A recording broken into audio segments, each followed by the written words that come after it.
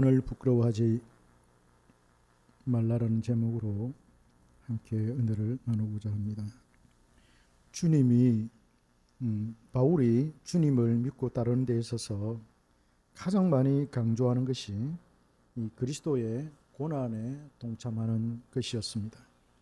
바울은 주님의 십자가를 강조를 하면서 우리도 역시 주님과 함께 십자가에 못 박혔다고 그렇게 확신을 시킵니다.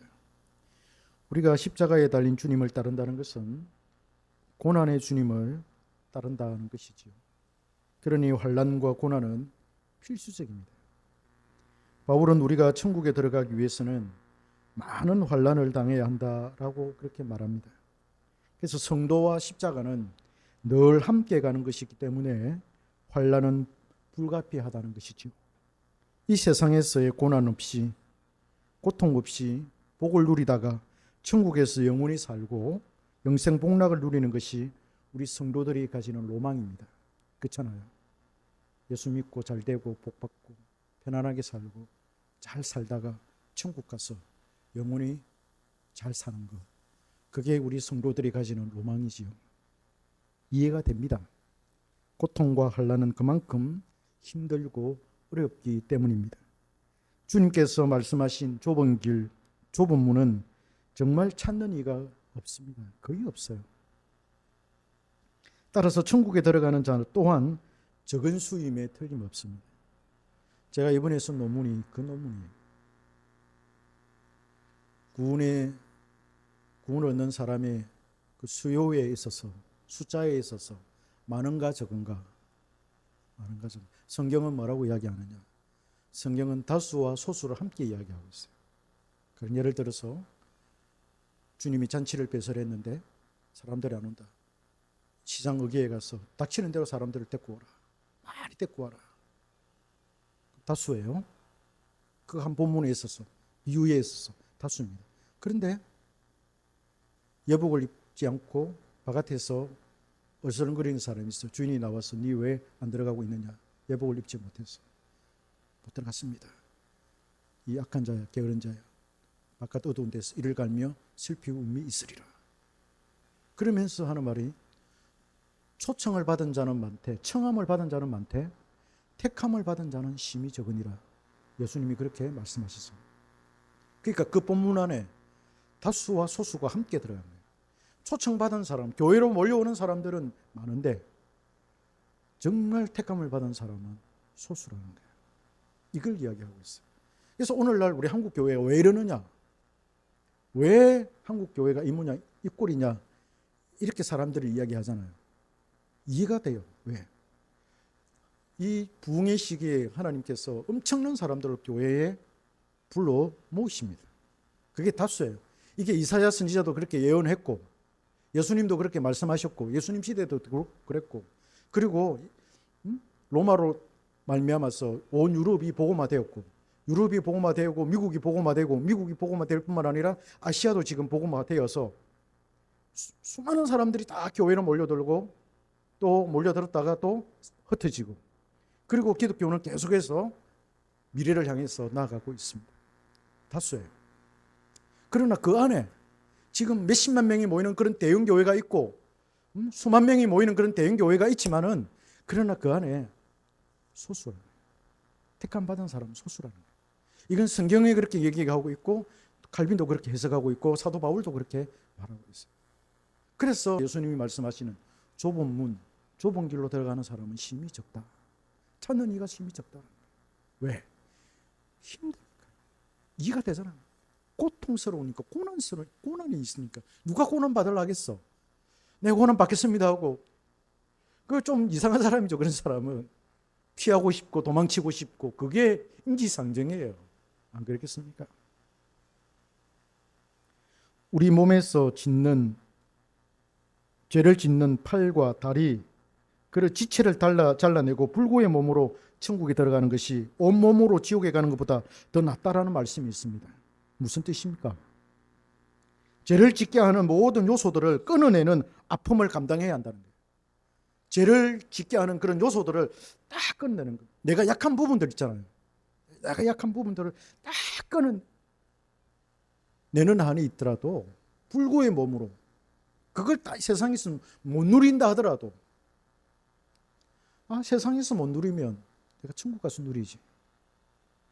우리는 성공해가지고 외제차 타고 싶고 저기 펜트하우스에 살고 싶고, 펜트하우스가 뭔지도 모르는 사람은 꿈도 못 꿔요. 그렇잖아요. 아주 안락한 삶을 살고 싶고, 때가 되면은 저기 해외여행 가고 싶고, 세계 일주 하고 싶고, 그죠?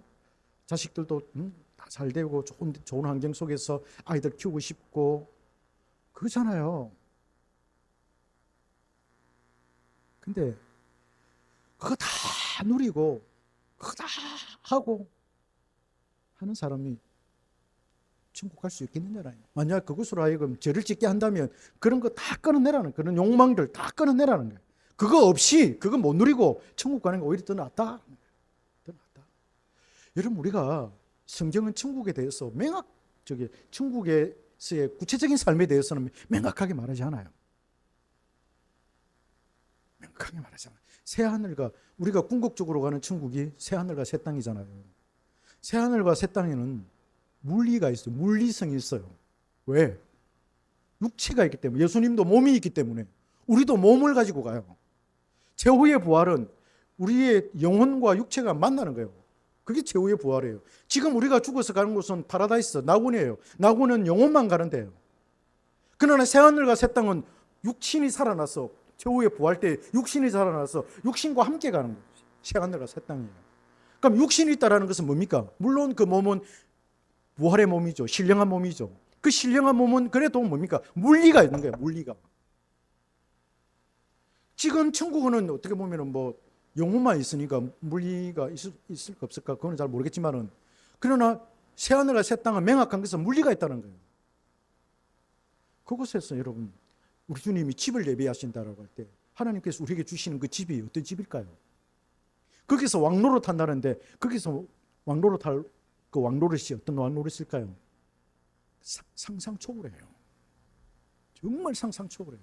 그래서 여러분, 이 땅에서 잘 먹고 잘 살려고 하지 마세요. 너무 그렇게 이 땅에서 막 우리에게는 정말 찬란한 그런 세계가, 미래가 우리를 기다리고 있어요. 믿음이 없으니까 우리가 그걸 몰라서 그렇지, 믿음의 눈을 조금만 열고 내려보면 우리에게 정말 희망찬란한 그런 미래가 우리를 기다리고 있다는 거예요. 할렐루야. 있어요. 진짜 있어요. 안 믿어요? 저는 믿어요. 그걸 확실하게 했어요. 그래서 이 땅에서 조금 힘들게 살고 이렇게 살아도, 그래서 주님이 죄를 짓는 팔이, 손, 다리가 있으면 끊어내고 불구의 몸으로 들어가기 더 낫다라는 그 말이에요. 우리로 하여금 죄를 짓게 하는 요소가 무엇입니까? 세상을 사랑하는 본성과 세상에서 안락하게 살고자 하는 그런 편안함입니다. 적당히 즐기고 적당히 하나님 섬기고 적당히 교회생활, 신앙생활 하는 것이죠. 거기에 항상 죄가 도사리고 있습니다. 그러한 마음이 항상 죄로 인도하고 마귀의 유혹으로 이끌어갑니다. 주님은 이러한 몸의 지체를 끊어내라고 합니다.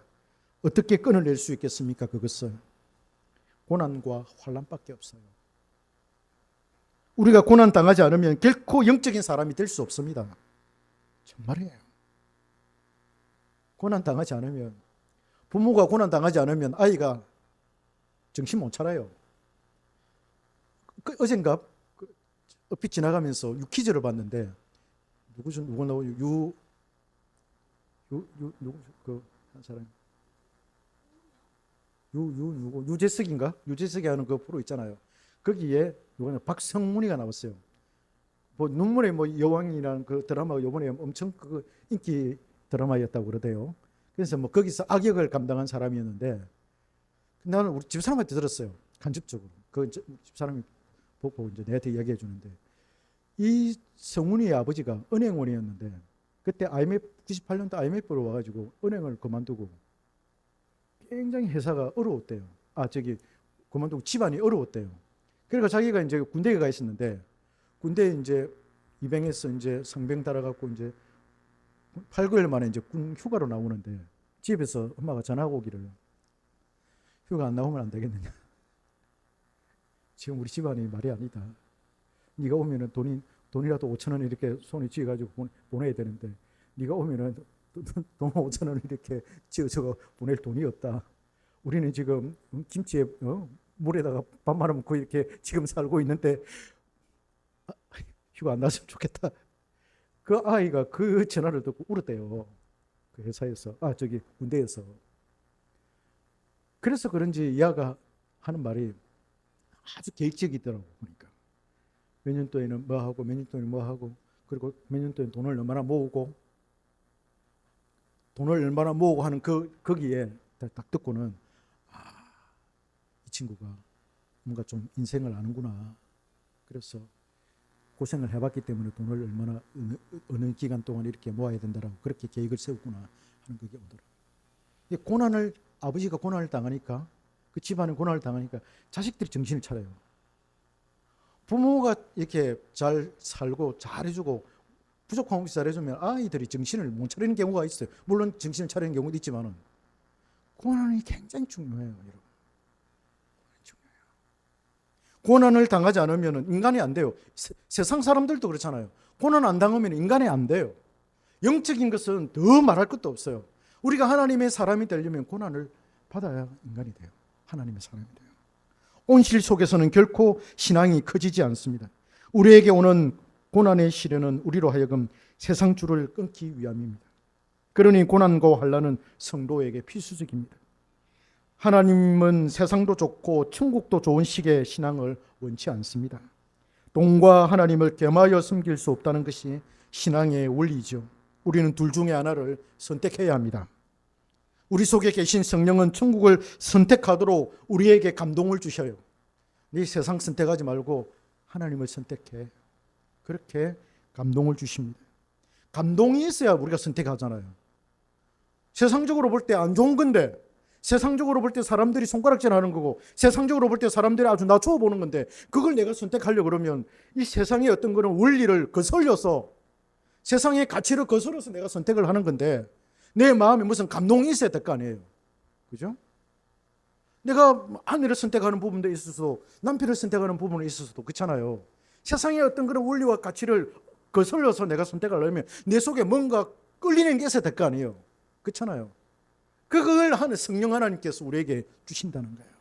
그 감동을 주셔서 눈에 콩깍지를 씌워가지고 선택하게 하신다는 거예요. 하나님의 나라를 선택하게 하신다는 거예요. 그래서 우리는 천국에 대한 한없는 은혜를 받게 됩니다. 그 다음 세상을 사랑하지 않도록 우리를 연단시킵니다. 그 연단이 바로 환난의 학교에서 시작이 되는 것입니다. 바울은 오늘 본문에서 에베소 성도들에게 결론적인 당부를 합니다. 2장에서 그리스도의 비밀을 쭉 말하고서는 3장 중반부에 와서는 거기에 대한 결론을 내리면서 권면을 합니다. 그러므로 너희에게 구하노니 너희를 위한 나의 여러 환난에 대하여 낙심하지 말라. 이는 너희의 영광이니라. 바울이 지금 고난을 당하고 있고 환난을 당하고 있는데, 여러분 지도자가 환난을 당하고 고난을 당하면 그 따르는 사람들이 낙심하게 돼요. 그렇잖아요. 내가 저 목사님 믿고 따랐는데 목사님 하는 일이 잘 안 되고, 그죠? 저기 어디 분명히 처박혀가지고 숨도 제대로 못 쉬고 있고, 그러면 어떻게 되겠습니까? 다른 사람이 아이고 저 우리가 잘못 믿은 거 아닌가? 우리 신앙이 잘못된 거 아닌가? 이렇게 생각할 거 아니에요. 그죠? 왜 저렇게 잘 안 될까? 왜 저렇게 잘 안 될까? 바울이 지금 그걸 염려하고 있는 거예요. 그래서 낙심하지 말아라. 내가 환난을 당하고 있는 게 너희의 영광이다. 너희의 영광이다라고 그렇게 이야기합니다. 바울의 결론은 언제나 고난과 환난으로 갑니다. 왜냐하면 그것이 성도들이 당한 현실이기 때문이죠. 복음은 결코 현실과 동떨어져 있지 않습니다. 우리는 보통 복음은 이상적이라고 생각하는 경향이 있지요. 그러나 복음은 이상과 현실을 모두 포괄합니다. 복음은 보이지 않는 이상의 세계를 현실로 가져오지요. 현실에서 이상적인 세계를 살아내는 것이 복음의 능력이요 목적입니다. 복음의 능력은 현실의 답답함과 환난을 극복하기에 충분하다는 것입니다. 그 극복은 뭐냐? 그 극복은 바로 자족이에요. 자족입니다. 주님 한 분만으로 만족하다는 거예요. 먹을 것이 있고 잠잘 곳이 있고, 그죠? 먹을 것이 있고 잠잘 곳이 있고 입을 것이 있으면 그것으로 족한 줄 알아라. 사도 바울이 늘 그렇게 이야기를 해요. 그래서 자족을 이야기합니다. 그러면은 그 자족 이후에는 뭐가 남는 그 에너지는 뭡니까? 하나님을 섬기는데, 하나님을 알아가는데, 하나님을 믿는데, 하나님과 교제하는데 모두 다 쏟아내으라는 거예요. 그게 행복이고 그게 축복이다라는 겁니다. 어떤 현실에 있든지 주님이 그 마음을 주장하고 계시니까 안전하며 나는 만족하다는 것입니다. 요즘 하나님께서 우리에게, 저에게 은혜를 주세요. 어젯밤에도 하나님께서, 어제도 여기 와서 하는데 성경을 읽는데 얼마나 하나님께서 은혜를 주시는지 막 그 은혜가 어젯밤에 집에 있을 때도 계속 이어지고 아침에 여기 와서도 기도할 때도 계속 은혜가 이어지고 주님의 은혜가 나를 지배하니까 마음이 막 만족이 찾아오고 지금 이 현실 뭐 세상 사람들 보면은 아이고 저래가 어떻게 사노 이렇게 생각할 거 아닙니까? 그런데 하나님 요즘 만족을 이렇게 주셔요. 더 이상 뭐 부를 것도 없고 더 이상 뭐 그것도 없고 네? 만족스러워요. 하나님이 우리 이 교회에 필요한 이 재정도 이렇게 다 채워주시고 다 채워. 절대 우리 교회 걱정하지 마세요. 하나님 다 채워주셔요. 네. 우리 새 예배당을 위해서 지금 작년부터 돈을 모았잖아요. 특별연금 이렇게 모았는데 지금 우리 5,400만 원 모았어요. 5,400만 원. 그러니까 목표 원래 이제 2억이 이제 목표인데 올 안으로 아마 1억 그죠? 김사님 그죠? 한 1억 정도 우리가 모으지 있지 않겠나 그런 생각이 들어요. 5,400만 원 모았어요. 그 경상비 재정 말고 따로 이 예배당 옮겨가기 위해서 모으는 그 재정만 그렇다는 거예요. 하나님이 다 채워주세요. 이 모양 저 모양으로. 예. 그러니까 만족이 오더라고요. 그냥 하나님 한 번만. 편해요 그냥. 보통 같아서는 막 마음이 좀 힘들고 사람도 안 오고 이러면 하나님 왜 하나님이 이렇게 오게 하셔가지고 왜 사람을 안 보내주시고 왜 이러느냐고 늘 이렇게 할 텐데 왜라는 말이 싹 다 사라져 버렸어요. 왜? 감사합니다. 감사합니다. 여호와께 감사하라. 그는 선하시며 그의 인자하심이 영원하미로다. 그런 마음이 있고 마음이 편안해요. 그래 보입니까? 마음이 편안해요. 그러니까 뭐 하고 싶은 것은 뭐냐면 빨리 이렇게 우리가 한국 교회를 위해서 우리 교회가 좀 자라나서 섬겼으면 좋겠다 그런 마음인데 그건 뭐 하나님 때가 되면 하나님께 하실 것이고 그렇게 되기까지는 우리가 좀 준비를 더 많이 하고 차곡차곡 이렇게 다져야 되지 않겠나. 실력도 다지고 모든 부분에 있어서. 그래서 하나님께서 이 어려운 시대에 우리 한경교회를 들어 쓰시지 않겠나 그런 기대를 가지고 있습니다. 반드시 들어 쓰실 것 같아요. 아멘. 네, 반드시 들어 쓰실 것 같아요.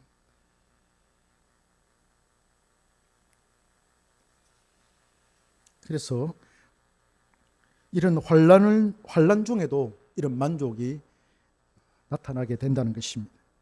바울은 여기에서 세상적인 가치를 완전히 깨부숴버립니다. 자신이 지금 환난을 당하고 있음에도 당당합니다. 세상적인 관점으로 보면은 바울은 실패자요 거렁뱅이에 불과합니다. 거렁뱅이, 거지 불과합니다. 돈도 없습니다. 돈이 없으면 여러분 기초적인 생활이 불가능합니다. 그렇잖아요. 돈이 없으면 기초적인 생활의 생계가 불가능합니다. 생계가 막막하다는 거예요. 거기에다가 사회적인 명예도 없습니다. 바울을 알아주는 사람이 없습니다. 바울을 위로하고 격려하는 세상 사람은 한 사람도 없습니다. 그는 여전히 생활고에 시달리고 있습니다. 사회적인 지위도 없습니다. 그 잘난 사람, 그 똑똑한 사람, 가말리엘 문화에서 아주 체계적이고 뛰어난 그런 학문을 공부한 사람이 세상적으로 볼 때는 아무것도 없어요. 지위가 없어요. 세상에서의 직장이 없다 보니까 사람들이 존경할 만한 그런 지위도 얻을 수가 없어요. 그는 어찌 보면 실직자에다가 무직에 불과한 사람입니다. 바울은. 세상의 관점으로 보면 그렇다는 거예요. 무직자예요. 실직자예요. 바쁜 세상 사람들이 바울을 바라볼 때 어떻게 생각하겠습니까? 쓸데없는 일을 하는 사람, 아무런 유익이 없는 일을 하는 그런 사람에 불과했습니다. 사람을 이상한 대로 이끄는 그런 철학자의 한 사람으로 보았을 것입니다. 사람을 호도해가지고 이상한 대로 이끄는 그런 철학자들 많은데 그 중에 한 사람이 아닌가 그렇게 생각했을 거예요. 믿음이 없는 사람이 볼 때는 주님을 믿는 사람들뿐만 아니라 특별히 복음을 전하는 일에 매달리는 지도자들을 볼 때는 가닥치 않은 사람으로 그런 시선으로 바라보았을 것입니다. 자기 생활도 제대로 못하는 사람이 어찌 다른 사람들을 행복의 길로 인도할 수 있단 말인가 라고 하면서 비판을 막 해댔을 거예요. 복음도 전하고 돈도 벌고 하면 얼마나 좋겠습니까? 신학대학 교수들처럼 연봉 1억 받아가면서 복음을 전하면 그것도 강의실에 앉아서 분필을 가지고 칠판에다 해가면서 앉아서 가르치면서 연봉 1억 받고 하면 얼마나 좋겠어요. 대형 교회 담임 목사가 되어서 많은 연봉에다가 많은 목회 활동비를 얻어가면서 복음을 전하면 얼마나 좋겠습니까? 물론 그들은 많은 부담과 힘든 가운데 그 일을 합니다. 인정해야 합니다. 그 일이 중차대하기 하기 때문에 월급을 많이 받습니다. 사례를 많이 받습니다. 대형교회 목사가 시골교회 목사보다 훨씬 더 복잡하고 어려운 일을 많이 하기 때문에 월급을 사례를 많이 받을 수 있습니다. 인정합니다. 그러나 바울은 자신의 월급으로 한 푼도 받지 않았습니다. 대형교회 목사들보다도 더 힘들고 더 복잡하고 더 어려운 일을 했지만은 바울은 월급으로 한 푼도 받지 않았습니다. 교회들로부터 또는 주님의 제자들로부터 개인적으로 후원받아서 생계를 유지했을 뿐 많은 돈을 받아서 그것을 풍족하게 쓸만한 그런 재정을 바울은 확보하지 못했습니다. 그래서 바울은 경제적으로 늘 쪼들리는 그런 삶이었습니다. 그러나 그는 자신을 위해서 돈을 요구하거나 강제로 탈취하거나 하지 않았습니다. 돈 좀 내라. 그렇게 말하지 않았습니다. 그는 없으면 없는 대로, 있으면 있는 대로 그렇게 살았습니다. 그에게 중요한 것은 이방인들에게 편만하게 복음을 전하는 그런 것이었습니다. 그는 복음에 미쳤을 뿐 세상 일에 돈과 명예에 미치지 않았습니다. 바울은 그래서 늘 고난 중에 있었습니다. 환난이 그를 떠나지 않았습니다. 우리 같았으면 도저히 그 상황을 견디지 못했을 것입니다. 복음을 전하는 사람이 좀 더 잘 살고 경제적으로 풍족하면 얼마나 좋겠습니까? 그래야 자신에게 복음을 듣는 사람들에게 본이 되고 그 말에 힘이 있지 않겠습니까? 맨날 고난을 참으라 하고 환난을 견디라 하고만 하고 그렇게 한다면 어찌 복음을 듣는 사람이 힘을 얻을 수 있겠습니까? 야, 좀 더 견뎌내. 그렇게만 하고 끝나버리면 무슨 의미가 있겠습니까? 천국은 눈에 보이지 않는데 그 천국을 위해서 고난을 피하지 말고 참고 인내야 하라고 하는 것이 도대체 얼마나 비현실적인가 그 말입니다. 들으려고 하는 사람이 어디에 있겠습니까? 그렇게 전하면. 디아스포라로 흩어진 유대인들도 돈에 대해서는 매우 민감했습니다. 타국에서 살아남으려면 당장 돈이 필요했고 돈을 모으는 것이야말로 그들의 안전을 지켜주는 것이었습니다. 지금도 미국의 금융을 잡고 있는 사람들이 유대인이라는 사실을 삼척동자도 다 알고 있지 않습니까? 유대인들의 돈에 대한 그런 관심이 2000년 전부터 아니 그 이전부터 시작되었습니다. 그들은 유럽에서 악착같이 살아남았습니다. 히틀러가 정오할 만큼 그들은 현실적인 문제에 집착했습니다. 그런 그들에게 천국 가기 위해서 환난을 당해야 한다라고 말하고 돈이 없어도 참아야 한다라고 그렇게 말한다면 미친 사람으로 그렇게 취급을 당할 수밖에 없었을 것입니다. 그런 바울이 자신이 당하는 여러 가지 환난에 대해서 낙심하지 말라고 그렇게 말합니다. 내가 지도자인 내가 환난을 당한다고 해서 너희들 낙심하지 말아라. 그렇게 말합니다. 바울은 참으로 많은 환난을 당했습니다. 주님의 복음 때문에 거의 죽은 사람과 마찬가지였습니다. 고린도후서 11장에 보면 그가 얼마나 많은 환난을 당했는지 잘 말해주고 있습니다. 우리 잘 아는 그런 내용입니다. 복음을 위하여 넘치도록 수고하고 그 결과로 옥에 많이 갇히기도 하고 매도 수없이 맞았고 여러 번 죽을 뻔했고 유대인들에게 40에 하나 감한배를 5번이나 맞았고 3번 태장으로 맞고 1번은 돌로 맞고 3번은 파선하고 일주야로 깊은 바다 속에서 지냈습니다. 그뿐만 아닙니다. 선교 여행을 하면서 강의 위험과 강도의 위험과 동족의 위험과 이방인의 위험과 시내의 위험과 광야의 위험과 바다의 위험과 거짓 형제 중에 위험을 당했습니다. 또 수고하며 애쓰고 여러 번 자지 못하고 굶주리고 목마르고 여러 번 굶고 춥고 헐벗었습니다. 결국에는 순교를 당해 죽었습니다. 이쯤 되면 우리하고는 전혀 비교가 되지 않는다는 그런 비명이 터져나와야 하지 않을까요? 여러분, 이게 기독교입니다. 이게 기독교인이 걸어가야 할 길입니다. 이게 하나님의 택한 백성들이 걸어가야 할 길이고 하나님의 택한 백성들이 추구해야 할 가치예요. 그래서 수많은 사람들이 다 천국 가는 게 아니라 그런 가치를 아는 사람이 좁은 길로 걸어가고 그런 가치를 아는 사람들이 그걸 붙들고 끙끙대면서 걸어가는 거예요. 그 사람들이 천국 가는 거예요. 그 사람들에게 천국이 준비되어 있고 예배가 되어 있는 거예요. 우리는 조금 고난을 당하면 죽는다고 아우성을 칩니다. 조금 생활비가 떨어지면 죽는다고 엄살을 부립니다. 세상에서 이렇게 미치도록 일을 하면 부와 명예를 얻고 영웅이 되지만은 바울의 결국은 죽임을 당하는 것이었습니다. 세상에서 바울처럼 그렇게 일을 하면 얼마나 높은 자리에 오르고 얼마나 많이 얻겠습니까? 그죠? 그런데 그렇게 살고 난 다음에 결국에 뭡니까? 죽음이에요. 순교당한 거예요. 이게 기독교의 가치라니까요. 이게 기독교의 진수라니까요. 여러분, 마음 엉뚱대 주지 마십시오. 이게 기독교예요. 이게 기독교의 정신이에요. 사람들 잘 모르고 있어요. 알아도 외면해요. 바울은 자신의 환난 당하는 것이 성도들에게 낙심의 욕소가 될까 봐 염려하고 있습니다. 자신의 고난 때문에 자신에게서 복음을 들은 성도들이 힘을 잃고 천국에 대한 소망에서 떨어질까 봐 마음을 쓰고 있습니다. 그래서 그는 자신의 여러 환난을 당하는 것 때문에 낙심하지 말라고 당부를 합니다. 바울이 여기서 말하는 낙심하지 말라는 것은 무슨 말이겠습니까?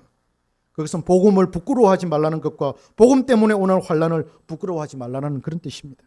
복음에 대해서, 천국에 대해서 마음을 놓지 말라는 것입니다. 기대하고 바라는 것을 계속하라는 것입니다. 또한 자기가 하는 일에 대해서 부끄러움을 가지지 말라는 것입니다. 이 일에 소심해서 겁쟁이가 되거나 용기를 잃지 말라는 것이 포함이 됩니다. 바울은 자신이 환난을 당하고 있지만은 당당합니다. 세상 사람들이 찌끄리는 소리, 믿지만 믿음이 적은 사람들의 소리에 귀를 기울이지 않고 오히려 자랑스러워합니다. 복음을 부끄러워하지 않는다는 말이 이와 같은 것입니다. 복음과 환난은 같이 가는 것이기 때문입니다. 그래서 바울은 고린도후서 1장 8절에서 이렇게 말합니다. 형제들아, 우리가 아시아에서 당한 환난을 너희가 모르기를 원하지 아니하노니 힘에 겹도록 심한 고난을 당하여 살 소망까지 끊어지고 라고 그렇게 말합니다. 바울은 자신이 당하는 고난을 성도들이 알아주기를 바라고 있습니다. 왜 그럴까요? 이는 성도들에게도 고난이 올 것이기 때문입니다. 너희들이 고난 올 때 내가 당하는 그 고난을 한번 생각하라는 거예요. 그걸 바라보고 참고 견디라는 것입니다. 왜 나에게만 오는가? 왜 나에게만 오고 왜 나만 이런 고통을 당하는가? 그게 아니라는 겁니다. 너희 스승도, 너희 선생도, 너희 지도자도 이런 환난을 당했기 때문에 너도 당한다. 이렇게 생각하라는 것입니다. 거기서 위로를 얻으라는 것입니다. 바울은 디모데후서 1장 8절과 12절에서 환난 당하는 자신을 부끄러워하지 말라고 부탁을 합니다. 거기에 보면 그러므로 너는 내가 우리 주를 정언함과 또는 주를 위하여 갇힌 자 된 나를 부끄러워하지 말고 오직 하나님의 능력을 따라 복음과 함께 고난을 받으라. 이로 말미암아 내가 또 이 고난을 받되 부끄러워하지 아니함은 내가 믿는 자를 알고 또한 내가 의탁한 것을 그날까지 그가 능히 지키실 줄을 확신함이라. 낙심하지 말라는 것은 부끄러워하지 말라는 것입니다. 이것은 또한 바울이 성도들에게 자신의 고난에 동참할 것을 요구하는 것입니다. 빌립보서 4장 14절에 너희가 내 괴로움에 함께 참여하였으니 잘하였도다. 내 고난에 참여하였으니 잘하였도다. 그렇게 말합니다. 그들이 바울의 괴로움에 어떻게 동참했겠습니까? 바울과 동행했을 뿐만 아니라 바울과 함께 고난을 견뎌냈다는 것입니다. 또한 바울이 필요한 생필품이나 생계 유지를 위해서 재정을 조달했다라는 것으로 보입니다. 바울이 감옥에 갇혀 있고 힘들게 하니까 제자들이 바울이 쓸 것을 공급했다라는 그런 말로 바울의 고난에 동참했다. 그렇게 보여집니다.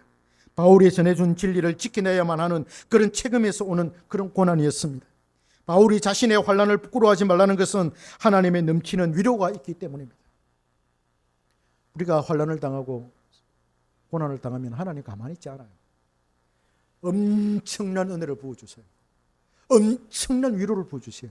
그 위로를 통해서 우리가 살아가는 거죠. 그 위로가 무엇입니까?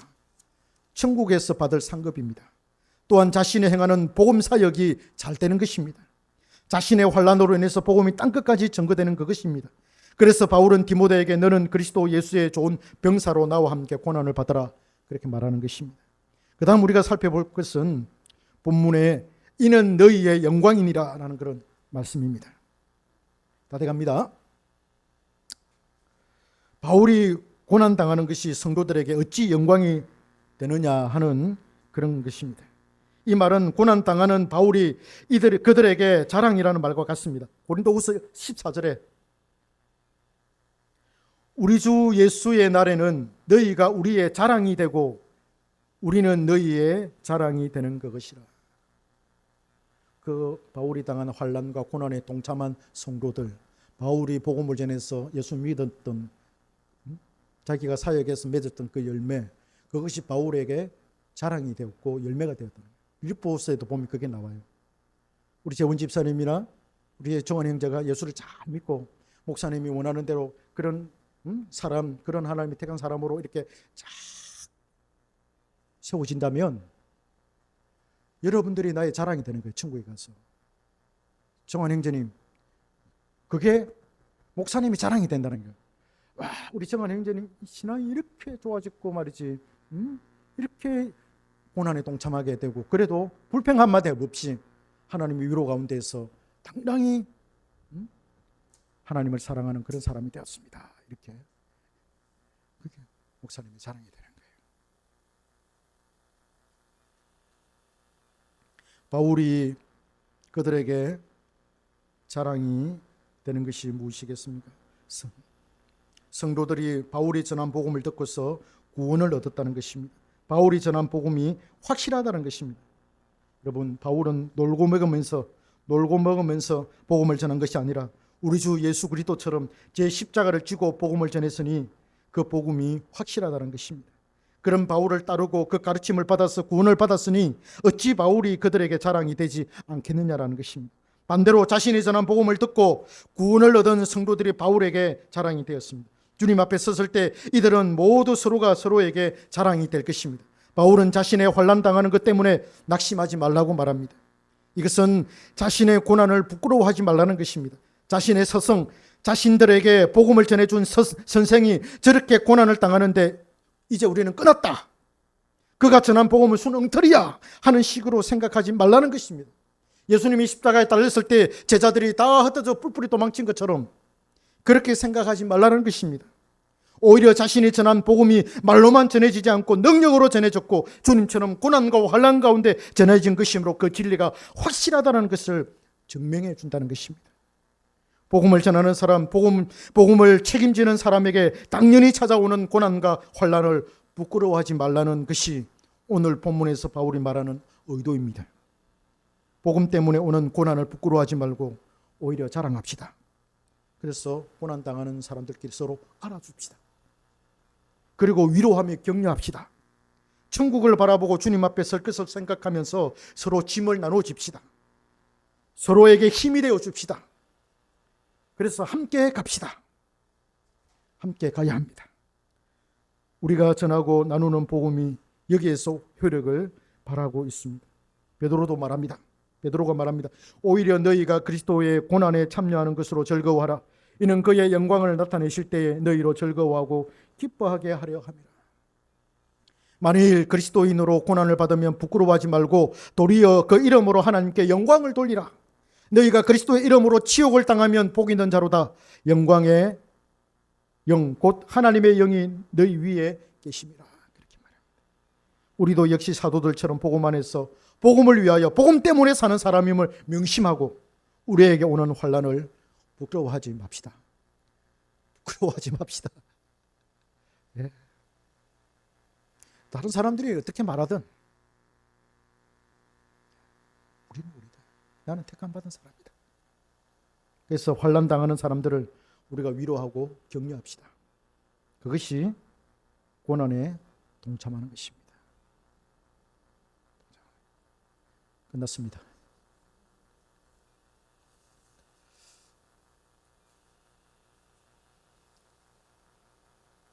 이게 기독교예요.